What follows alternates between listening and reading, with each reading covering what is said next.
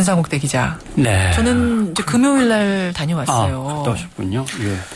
마음을 단단히 먹고 갔는데도 그 아이들의 얼굴이 동영상 이렇게 화면에 돌아가고 있습니다. 한 명씩 그렇죠. 계속 돌아가고 예. 있는 모습을 보니까 뭐 이거는 어느 누구도 그 감정을 숨길 수가 없더군요. 지금 계속해서 이제 선장이 먼저 피하는 문제, 국무총리가 사퇴 수습 아직 실종자에 대한 구출 작업도 다 끝나지 않은 상황에서 사퇴 의사를 밝히고 물러나는 것 논란이 이제 벌어지고 있는 걸 봤습니다. 미국의 토모뉴스라고 시사 문제를 갖다가 만화로 애니메이션으로 꾸미는 전문 회사가 있습니다만은 예.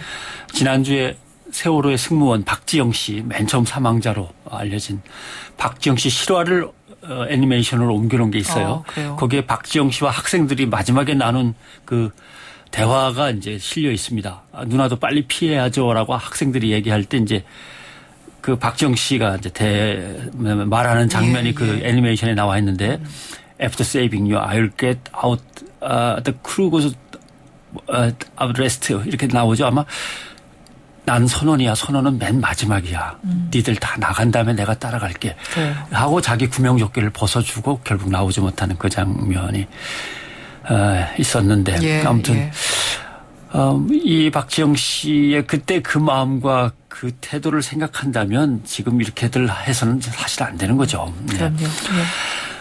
그 얘기에 이어집니다만은 지난 26일에 세월호 참사 추모제가 열렸고요. 또 노동단체들이 산재 사망 노동자 추모제도 함께 열었습니다. 왜냐하면 4월 28일 오늘이 세계 산재 사망 노동자 추모의 날이거든요. 어떻게 보면 박지영 씨도 자신의 그 임무를 다하다. 그렇습니다. 직업인으로서 임무를 다하다가 사망한 게 되니까 예, 이것도 일종의 산재가 직업 현장에서 산재 사망. 끝까지 자기를 다 해내려다가 숨져간 사람이라고 할 수 있는 거죠. 근데 4월 28일이 어떻게 이 산재 사망 노동자 추모의 날이 됐습니까? 그 심슨 인형이라고 아마 아실 겁니다. 그 심슨 가족 유명하잖아요. 인형. 심슨 가족. 태국에서 이 인형을 만들어서 미국에 납품을 하는데 1993년 태국의 한 인형 공장에서 188명의 노동자가 화재로 숨졌습니다. 왜냐하면 이 인형을 만드는 태국의 케이도 공장이 관리자들이 가난한 노동자들이 슬금슬금 인형을 훔쳐서 내다 팔면 어떡하나 용돈 마련하려고 생활비 마련하려고 그래서 공장문을 잠근 채 작업을 시켰어요. 그런데 불이 나서 크게 번지면서 그 안에 있던 거의 모든 노동자들이 사망할 수밖에 없었죠. 188명의 희생자를 냈습니다.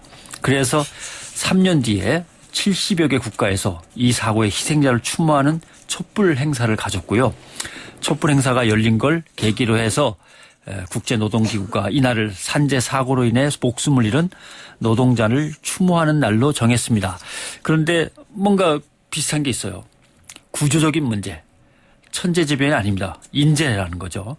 기업이 뭔가 돈에 조금 더 욕심을 내다 보니까 무리한 일을 저지른다든가 자본주의의 이익을 높이려고 사회가 탐욕을 앞세워서 해야 될 일을 안 하고 방치하고 노동자의 인권이 무시되고 있는 현장을 외면해버리고 이러면서 크게 숨지는 사고가 발생하는 거죠. 이렇게 산업재해로 숨지는 사망자가 얼마나 되는지 혹시 뭐 통계 잡힌 게 있습니까? 하루에 5.3명 정도. 세계적으로 하루에 5.3명. 아닙니다. 우리나라만 아닙니다. 우리나라만 사망자가 5.3명. 하루에 그러니까 5.3명이에요. 우리나라 2013년 산업재해를 보면요. 사망자 수가 1929명이에요. 정확하게 얘기하면. 생각보다 굉장히 많네요. 이게 전부가 아닙니다. 직장, 공장 밖에서 교통사고를 당한다거나 출퇴근 중에 이런 거는 제대로 여기에 산입이 안 될 때도 많고. 사고 발생일로부터 끙끙끙 앓고 중환자실에 있다가 1년이 지나서 숨지면은 여긴 또 계산이 안 됩니다. 빠져 있는 거죠. 근데 산재보험에서 이거 산재로 치긴 좀 애매하지 않아 하고 자꾸 미루는 게 있어요. 예를 들면 삼성과 백혈병 문제가 그렇지 않았습니까? 그렇죠. 몇 년을 가도 인정이 잘 안 되는 이런 것들 다 빠져 있고 사업주가 또 압박을 가해서 야 산재 신청하지 마라. 내가 적당히 치료비하고 뭐 줄게 이러면서 하다가 숨지면은 결국 또 이것도 빠져버리고. 그렇겠네요. 그러니까 쉽게 말씀드리면 이런 겁니다. 바다에서 세월호가 침몰해서 300여 명이 숨지지 않았습니까? 우리나라의 공장에서는 한 달 걸로 세월호가 한 번씩 침몰해 갖고 죽는 거예요. 그런 셈이네요. 어쩌면 계산되지 않은 모든 걸 다 집어넣으면은 한 달에 한 번 세월호가 침몰하는 것일 수도 있습니다. 그렇게 비유를 하니까 이게 참 소름 끼칠 엄청난 정도로 거죠. 한 달에 한 번씩 일이네요. 세월호가 침몰해갖고 사람들이 수장된다고 생각해 보십시오. 그러게요. 사고성 사망 만인율 이걸 따져보면요. 사실 뭐 세월호를 아직 정확하게 생존자의 가능성이 남아있기 때문에 딱 숫자로 계산하기는 어렵습니다만은 그렇다는 얘기고 사고성 사망 만인율로 다시 따져보겠습니다. 노동자 1만 명당 사고로 인한 사망자가 몇 명이나 되느냐 이건데요. 그러니까 암 같은 질병이 아니고요. 예. 다치고 해서 막 사고로 죽는 겁니다. 중독이나 이런 거. 2013년 통계 한국 0.71. 만 명당 0.71입니다. 사고로 죽는 게 미국이 0.38, 일본 0.2, 독일 0.18, 영국 0.05. 우리는 미국의 2배, 일본, 독일의 3배입니다. 많네요. 예. 많아요. 흔히 OECD 국가 중에서 우리가 늘 이런 게 하위권이라 그러면 아유, OECD 국가는 선진국에 끼어 있는 국가들이니까 꼭 그들과 비교하지 말고 후진국하고 비교하면 좋은 거 아니냐. 이런 식으로 얘기하는데 아마 세월호 사건에서 똑똑히 봤을 겁니다. 선진국하고 비교해서 뒤떨어진 게 아니라 우리 안전과 생명에 대해서 얼마나 후진적인지는 후진국가하고 비교해도 그렇게 차이가 나지 않습니다. 예. 이 안전 기반의 국민 행복 시대에는 정말 아직 모르는 거죠. 왜 살 만큼 살고 발전한 만큼 발전한 우리나라에서 이렇게 사망률이 높은가? 잘 이해가 안 가네요. 그건 이제 역시 아까 잠깐 얘기를 드렸습니다만 생명보다 수익을 앞세우는 그 관행. 돈의 논리. 예. 그 관행을 정부 감독기관이 결국 그럭저럭 눈 감아주고 넘어가는 관행.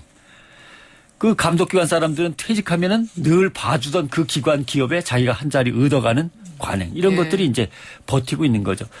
이런 안전 소홀의 선순환 구조를 우리는 세월호 참사에서 이제 똑똑히 본 거죠. 산업 현장의 안전을 감독하는 감독관이 우리나라에 한 300명 되더군요.